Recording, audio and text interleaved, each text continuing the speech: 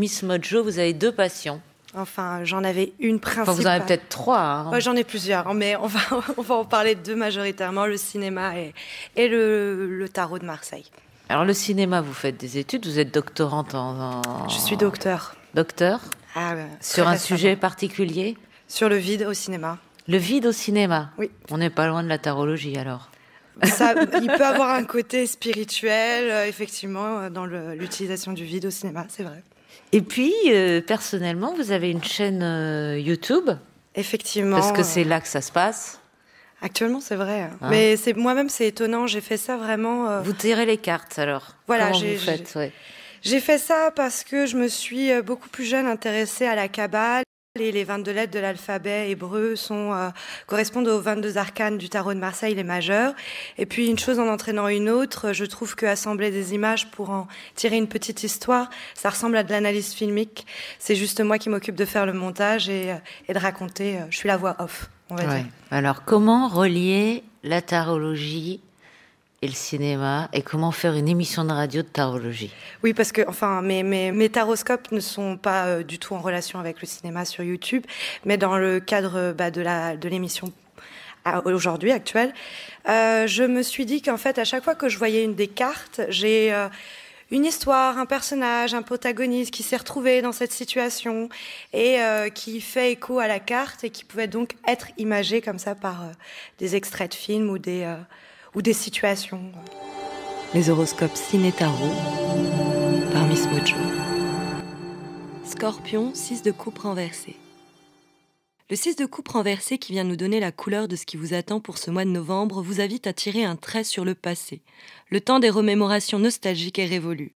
Et d'ailleurs, ça me fait penser. Vous aimez les citations, Howard? Comment ça? Vous savez, des phrases généralement connues. Il y en a une, c'est... Heureux les oublieux, car ils viendront également à bout de leurs bêtises. C'est de Nietzsche, ça, non? Oui, c'est bien Nietzsche que cite Marie, le personnage interprété par Kirsten Dunst, dans cette séquence du film de Michel Gondry, Eternal Sunshine of the Spotless Mind. Et cette citation sera votre credo au cours des prochaines semaines. Il vous faudra agir à la façon des protagonistes du film de Gondry, Joël et Clémentine, incarnés par Jim Carrey et Kate Winslet, qui, pour ne plus souffrir de leur amour tumultueux, effacent de leur mémoire leurs souvenirs en commun. Il faudra résister en fantômes du passé qui viendront vous hanter, mes chers scorpions. Il faudra leur tourner le dos pour ainsi faire émerger de nouveaux souvenirs à vous remémorer, à la manière finalement des amants maudits de Gondry, Joël et Clémentine, qui, grâce à l'amnésie qui les frappe, n'ont cesse d'effacer, puis recréer, d'oublier, puis réinventer leur histoire dans une boucle sans fin. Vierge, 4 de denier renversé. Le 4 de denier renversé vous met en garde contre le fait de rester sur vos acquis plus que vous ne le devriez. Par peur de perdre ce que vous avez, vous pourriez en effet faire des choix peut-être trop conservateurs ou privilégier une forme d'immobilité qui risque de freiner votre évolution. Ne soyez pas sur la réserve. Ouvrez-vous, faites confiance et n'hésitez pas à prendre des risques. C'est formidable de s'apercevoir qu'on est encore capable de s'étonner soi-même. Ça donne envie de repousser les limites pour redécouvrir ce qu'on a oublié. Alors comme Lester, le personnage interprété par Kevin Spacey dans American Beauty, surprenez-vous ce mois-ci. Soyez votre première source d'étonnement, votre première ressource de changement. Comme le héros du film de Mendes qui fera tout en son pouvoir pour se libérer de la prison dorée qu'est devenue son quotidien, sortez de cette zone de confort qui est la vôtre, en bravant cette sécurité que vous pensez rassurante, mais qui risque d'entraver en réalité votre progression personnelle au cours des prochaines semaines. Taureau, 2 de coupe renversé. C'est donc le 2 de coupe à l'envers qui donne la tendance de novembre pour les taureaux. Et le 2 de coupe renversé, c'est le temps des passions qui brûlent si fort mais pour s'éteindre si vite. C'est le temps des amours éphémères et puis des cœurs contrariés. Tu m'as dit je t'aime, je t'ai dit attends, j'allais dire prends-moi, tu m'as dit va-t'en.